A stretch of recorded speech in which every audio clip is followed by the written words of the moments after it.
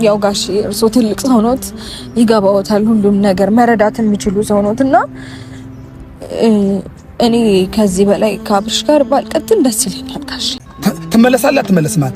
ወደ አይምሮ ትመለሳለህ አትመለስም? አሁን እኔ የምልህን ነገር ትላንቱ የአብርሽና የሄርሜላ ቪዲዮ በኋላ ብዙዎቻችሁ የሩታ ሀሳብ ምን ሊሆን ይችላል የሚለውን ጉዳይ እያነሳችሁት እንደሆነ አውቃለሁኝና ሩታ ከዚህ በኋላ ማለት ነው በቃ የራሷን ህይወት ቀጥለጥ ብላ መኖር መጀመር እንዳለባት ነው እንደኔ የሚሰማኝ ማለት ነው። ምክንያቱም ከዚህ በኋላ ወደ ሰው ተመልሶ መጥቶ ይሄ ልጅ ምንም ሊፈይደው የሚችለው ነገር እንደሌለ ነው እየተረዱ ያሉት ማለት ነው። አውቃለሁ ህይወቷን በየትኛውም አይነት ሁኔታ ለቀውላት እንደማይተዋት በጣም እኔ 100% እርግጠኛ ነኝ። ከዛ ውጪ ደግሞ የምሩን አይደለም ለሄርሜላ እንደዛ አይነት ንግግር ሲናገር የነበረው አሁንም ቢሆን ትላንትናም ተናግሬያለሁ።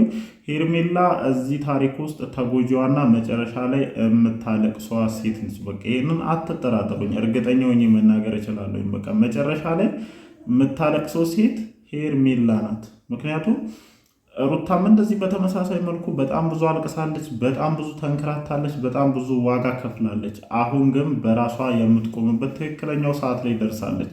እኔ የዛን ቀን እንኳንም ካፏ ምንም ነገር አልወጣም ብዬ ደስተኛ የሆንኩበት ትልቁ ምክንያት ይሄ ነው። ምክንያቱም ሄርሜላ ስጠይቃት አዎ እፈልጋለሁኝ ውጪልን ከህይወታችን ብትልና አብርሽ ደግሞ በነጋታው መጥቶ ሄርሜላን እንደሚፈልጋት ቢናገር አስባችሁታል ምን ሊፈጠር እንደሚችል?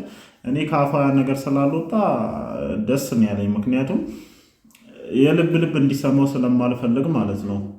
የልብ ልብ እንዲሰማው አልፈልግም በዚህ ጉዳይ እና ከዚህ በኋላ እኔ ሩታ ነጥብ እንድትጥል አልፈልግም። በየትኛውም አይነት ሁኔታ ሩታ ነጥብ መጣል የለባትም። ወይም ከዚህ ቀደም እንደምታደርገው ይሄ እድሎችን እየሰጠች ምናምን አብረሽ እንደፈለገ እንዲሆን መፍቀድ የለባትም። በቃ አሁን ስህተት ይሁንም ጥሩ ይሁንም ይሄ ልጅ ምርጫውን መርጧል። በቃ ስህተትም ሆነ ጥሩም ሆነ ትክክለኛ ነገርም ሆነ ምርጫውን መርጧል። አለቀ በቃ።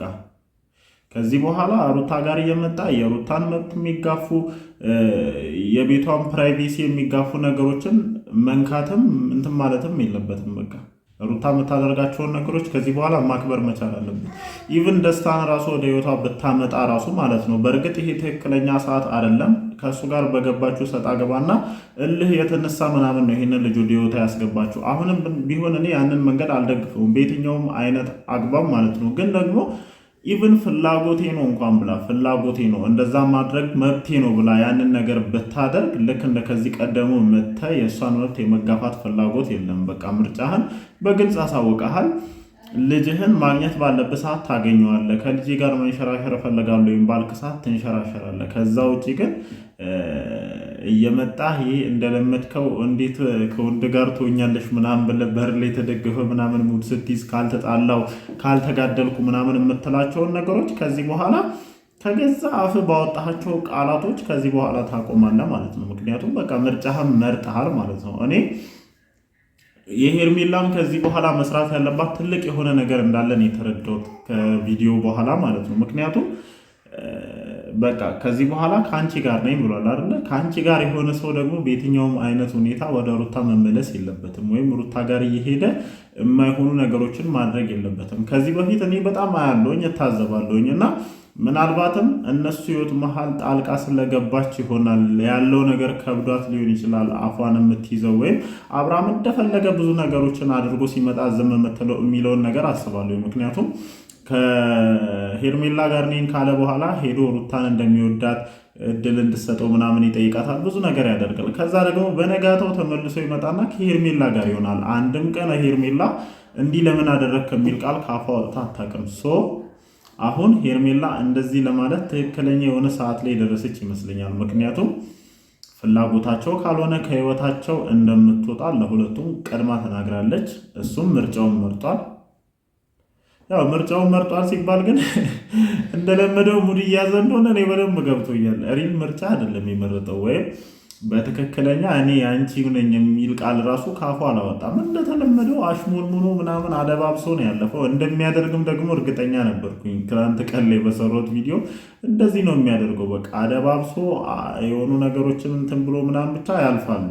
ግን ደግሞ ይሄ ነገር ከማንም በላይ የሚጎዳው ራሷ ሄርሜላን ነው ብያለሁኝ። አሁንም ቢሆን ማለት ነው እዚህ ታሪክ ላይ መጨረሻ ላይ የምታለቅሰው መጨረሻ ላይ የምትጎዳው ሴት ብትኖር ራሷ ሄርሜላ እንደሆነች አትጠራጠሩኝ። ይሄንን እኔ እንዲሁ ፉል ኮንፊደንስ ሆኜ 100% ሳልጠራጠር መናገር እፈልጋለሁ። ምክንያቱም አብርሽ አቋሙ የማይታወቅ ሰው ነው። አሁን ትናንትና እንደዚህ ብሏል።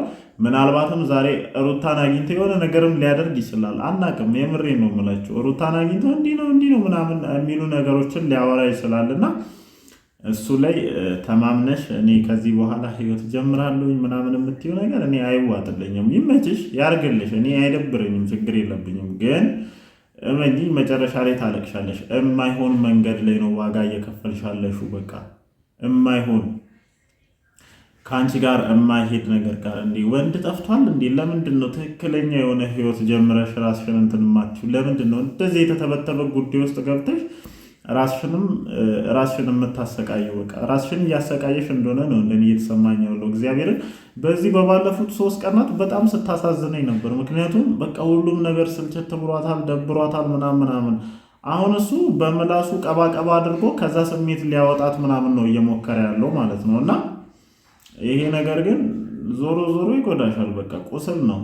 እግዚአብሔርን አሁን ደግሞ ልብሽን እንዴትኛ እንደሚሰብሩ ሳስብ በጣም ነው ማዝነልሽ ማለት ነው። እና ቢያንስ ከሩታ መማር ነበረብሽ። እንደዛ ዋጋ ከፍላ እንደዛ ደክማለት እንደዛ ብዙ ነገር ሆነው የእሷን ልብ ሰብሮ ሲመጣ አንቺ ጋር ውጤታማ እንደማይሆን ማሰብ መቻል ነበረብሽ። በቃ እዛ ጋር ብዙ ነገር አፈራርሶ የመጣ ሰው በየትኛውም አይነት መስፈርት አንቺ ጋር ነገሮችን ሊያስተካክል አይችልም። እንደኔ ምን አይነት ነገሮችን እንደምደግፍ ታውቃላችሁ?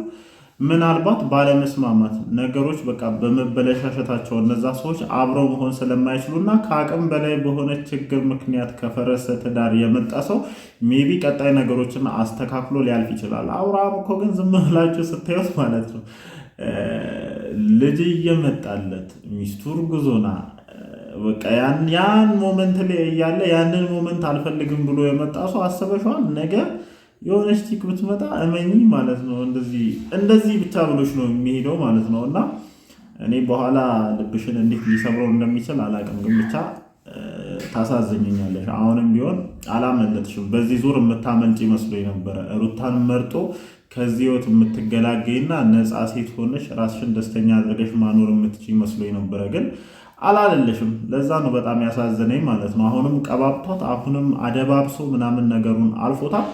ከዛ ውጭ አሁን ሁለታችሁም ሴቶች ጠንከር ብላችሁ መቆም የማትችሉ ከሆነ እንደለመደው እየተጫወቱባችሁ ይሄዳል። እግዚአብሔርን የሁለቱም ጸባይ ነው ደግሞ አብርሃም እንዲህ እንዲሆን የልብ የሚሰጠው ማለት ነው። ያችኛዋም ሲመጣ እንደፈለገ እንዲሆን እድሉን ሰጠዋለች፣ ሩታንም ጨምሮ ማለት ነው። በቃ ቆፍጠን ያለ ውሳኔ አንድም ቀን ወስናበት አታውቅም። የሚያደርገው ነገር ምንም ጥርጥር የሌለው ነገር ቆፍጠን ያለ ውሳኔ የሚያስወስን አይነት ነገር ነው።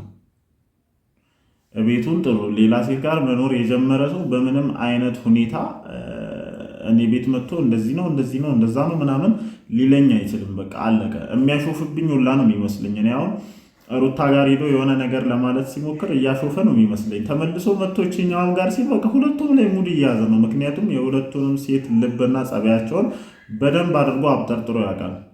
ትተውት ካጠገቡ ዞር እንደማይሉ በደንብ ያውቃል። ለዛ ነው እንደዚህ እያደረገ ያለውና ተገቢውን ቅጣት ማግኘት መቻል አለበት ብዬ አስባለሁኝ። እንደውም ሁለቱም ጀርባ ሰጥተውት ማለት ነው አይሚን አውቃለሁኝ። ሁለቱም ጀርባ ቢሰጡት ሌላ ቦታ ሄዶ ስክት እንደሚል ምናምን አውቃለሁኝ። ምክንያቱም በቃ ጌም ለምዷል፣ ጨዋታ ለምዷል።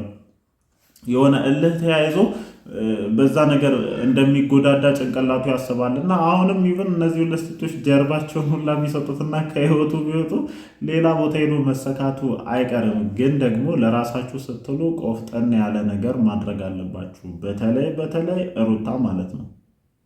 በተለይ ሩታ በቃ ምክንያቱም ወደድሽም ጠላሽም ተመልሶ የሚመጣበት ሪዝን አንቺ ጋር አለ። የልጅሽ አባት ነው። በቃ አንቺን ማግኘት ባይችል እንዴትም ብሎ በልጇ አመካኝቶ ሊያገኝሽ ይችላልና አይሚን ነገሮችን እንዴት እንደምታስኬጂ አላቅም።